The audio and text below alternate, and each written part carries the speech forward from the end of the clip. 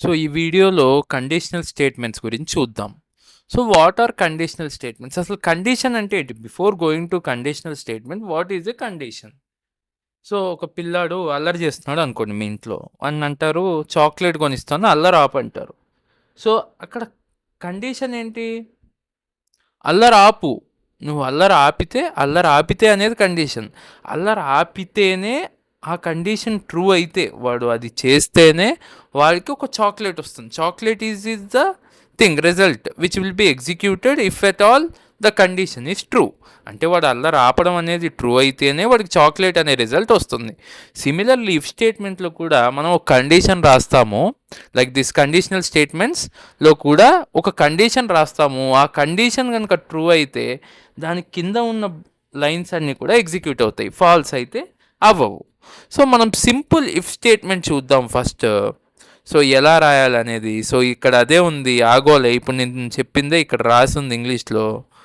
So conditional statements అని చిన్న heading పెట్టుకుంటాను. Conditional statements. సో అక్కడక్కడ నేను ఇంగ్లీష్లో టైప్ స్పెల్ చేస్తే తిట్టుకోకండి. కొంచెం ఇంగ్లీష్లో వీకే, నేను ఒప్పుకుంటాను. 10th నాకు 79 మాత్రమే వచ్చాయి, మిగతావన్నీ బాగా వచ్చాయి. సో వీకే మాట్లాడడం కూడా వీకెండ్ ఎందుకు చేస్తున్నాను. సో యా, ఇదో కండిషనల్ స్టేట్మెంట్. ఇఫ్ స్టేట్మెంట్ రాద్దాం first. Simple if. So if అని రాశాను.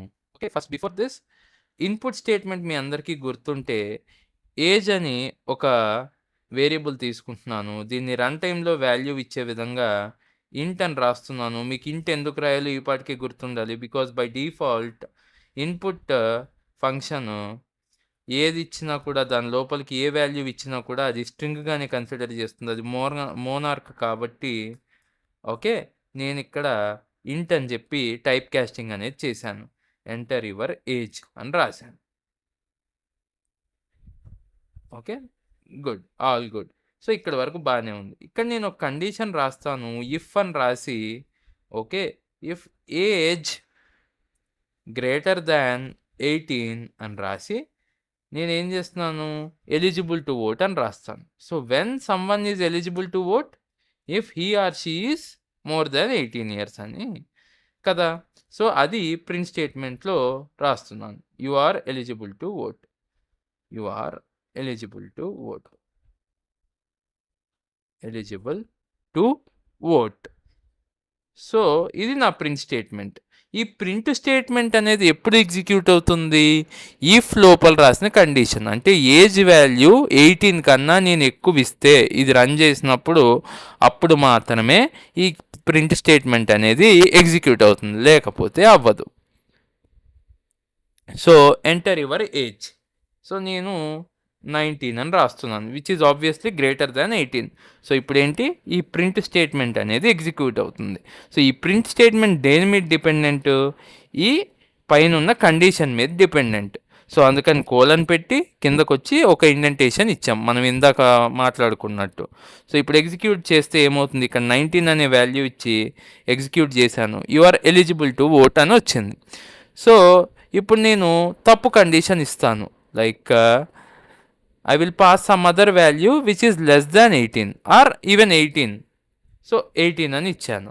సో 18 అని ఇస్తే ఏమవుతుంది, నాకు ఏం రిజల్ట్ చూపిదు. బికాజ్ ఈ లైన్ అనేది ఎగ్జిక్యూట్ అవ్వట్లేదు. బికాజ్ ఇక్కడ ఏమవుతుంది, 18 గ్రేటర్ దాన్ 18 అనే కండిషన్ ఫాల్స్. సో నాకు ఈ లైన్ అనేది ఎగ్జిక్యూట్ అవ్వట్లేదు. This is about simple if. So ఇదేంటి, simple if. Simple if statement. If statement లేకపోతే ఇఫ్ స్టేట్మెంట్. ఓకే, ఇప్పుడు నెక్స్ట్ ఇప్పుడు ఇఫ్లో ట్రూ అయితే ఏం చేయాలో చెప్తున్నాం. మరి ఫాల్స్ అయితే ఏం చేయాలి అది కూడా చెప్పాలి కదా. సో దానికోసం మనకి ఇంకొక బ్లాక్ ఉంది, ఎల్స్ బ్లాక్. ఈ రెండింటిని కలిపి ఇఫ్ ఎల్స్ అంటారు. If else. సో నా సేమ్ కోడ్ కాపీ చేసి పేస్ట్ చేసుకుంటున్నాను. So if age is greater than 18, yes, మనం ఏం మెన్షన్ చేస్తున్నాం ప్రింట్ స్టేట్మెంట్లో? So you are eligible to vote అని మెన్షన్ చేస్తున్నాం, ప్రింట్ చేస్తున్నాం. కాకపోతే అంటే ఫాల్స్ అయితే ఎల్స్. ఎల్స్లో మీరేం కండిషన్ రాయక్కర్లేదు. ఎల్స్ అంటే ఏంటంటే కాకపోతే అని. డెఫినెట్లీ అది కాకపోతే ఇదే. ట్రూ కాకపోతే ఏంటి, మనకున్న నెక్స్ట్ ఆప్షన్ ఫాల్స్. ఎల్స్ అంటే ఆబ్వియస్లీ పైన కండిషన్ ఫాల్స్ అయిపోయిందని. సో ఇక్కడ ప్రింట్, ఓకే, మనం ఇది రాయొచ్చు print statement you are not eligible to vote అని, నాట్ ఎలిజిబుల్ టు ఓట్ అని రాయొచ్చు. సో ఇప్పుడు ఎగ్జిక్యూట్ చేసి వాల్యూ ఇద్దాము. సో సారీ, ఎక్కడో బ్రాకెట్స్ మిస్ అయ్యి హియర్. సో ఇది ఇప్పుడు సిమిలర్లీ ఇందాక ఇచ్చినట్టే 18 ఇద్దాము. So condition will be false. So if execute అవ్వదు. ఇందాక ఏమైందంటే ఓన్లీ ఇఫ్ ఉంది, ఎల్స్ లేదు కాబట్టి మనకి రిజల్ట్ ఏం చూపించలేదు. ఇప్పుడు ఎల్స్ బ్లాక్ కూడా రాసాం కాబట్టి ఇఫ్ కండిషన్ కనుక ఫాల్స్ అయితే ఎల్స్ ఎగ్జిక్యూట్ అవుతుంది, ఎల్స్ బ్లాక్ ఎగ్జిక్యూట్ అవుతుంది. సో ఇప్పుడు కంట్రోల్ అనేది ఇక్కడికి వచ్చి you are not eligible to vote అని చూపిస్తుంది నాకు. సో చూసారా, ఇది about if else. So now next one is if elif. If elif అనేది చూద్దాం. If elif else, elif else. So వేరే లాంగ్వేజెస్లో దీన్నే ఇఫ్ ఎల్స్ అంటారు, కానీ పైథాన్లో ఇది ఎల్ఇఫ్ అనమాట. సో ఇక్కడ ఏంటంటే, సో మనం 3 హైట్స్ కంపేర్ చేద్దాము ఎగ్జాంపుల్ చూడడానికి, ఇఫ్ ఎల్ఇఫ్ ఎల్స్ చూడడానికి. సో ఈ 3 హైట్స్లో ఎవరు టాలర్ అనేది డిసైడ్ అవుదాం. సో h1 అనేది రాసి, so okay, so equal to, okay, మనము యూజర్ ఇన్పుటే తీసుకుందాము, రన్ టైంలోనే వాల్యూస్ తీసుకుందాము. So which is good to have, other than static values pass చేసే కన్నా డైనమిక్గా వాల్యూస్ తీసుకోవడం బెటర్, ఆ రన్ టైంలో వాల్యూస్ తీసుకోవడం. ఇంట్ ఇన్పుట్ అని రాసి enter your height, okay, height, enter the height of h1 అని రాద్దాం. Enter the height of h1. ఈ పార్ట్కి మీకు ఇన్పుట్ స్టేట్మెంట్ అనేది రాయడం బాగా వచ్చేసి ఉండాలి అనుకుంటున్నాను. ఓకే, రాకపోతే కనుక ఇంతకుముందు ఇన్పుట్ మీద ఒక వీడియో చేశాను కదా, అది చూడండి, ఇంతకుముందు వీడియోస్లో ఉంది ఇన్పుట్ మీద. So similarly for h2 h3 కావాలి కాబట్టి ఆ స్టేట్మెంట్ని కాపీ చేసుకొని యాస్టీస్ పేస్ట్ చేశాను. సో h2, సో ఇది రెడ్లో వస్తుందంటే ఏదో పైన నేను బ్రాకెట్ ఏదో తక్కువ పెట్టడమో ఎక్కువ పెట్టడమో చేశాను. Let me correct that. So similarly h3, so ముగ్గురు హైట్ ఇన్పుట్ కావాలని చేశాను. సో ఇక్కడికి వెళ్ళిపోయి ఎక్కడ బ్రాకెట్లు తప్పు పెట్టాను, బ్రాకెట్లు తప్పు పెట్టలేదు, కొటేషన్ మిస్ చేశాను. ఓకే, సో సిమిలర్లీ ఇక్కడ, సిమిలర్లీ ఇక్కడ. ఓకే, నా ఇప్పుడు h1 టాలర్ అని మనం డిసైడ్ అవ్వాలి. ఓకే, మనం డిసైడ్ అవ్వాలి. దానికి ఏం రాయొచ్చు కండిషను అంటే h1 h2 కన్నా పొడుగు ఉండాలి, అట్లానే h3 కన్నా పొడుగు ఉండాలి, రైట్? ఇఫ్ అని రాయాలి ఫస్ట్. ఇక్కడ మన లాజికల్ ఆపరేటర్ని వాడుకుంటాం. ఎలా అనేది చూద్దాం. ఫస్ట్ h1 h2 కన్నా పొడుగు అని చెప్పాలంటే ఏం చేయాలి? h1 height is greater than h2 height.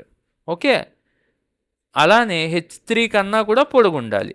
And h1 height greater than h3.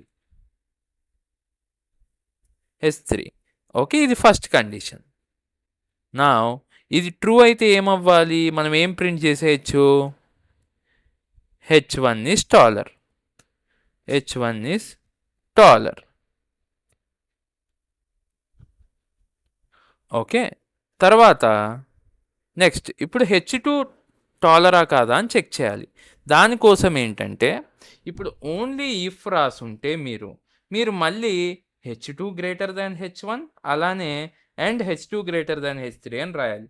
కానీ ఎల్సిఫ్ రాస్తే ఏమవుతుందంటే అడ్వాంటేజ్, ఆల్రెడీ ఎల్సిఫ్కి కంట్రోల్ ఎప్పుడు వస్తుంది?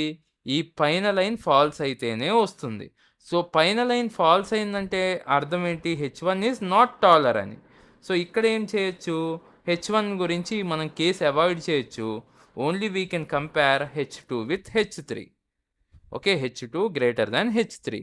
So if h2 is greater than h3, h2 height is greater than h3, then we can print who is taller?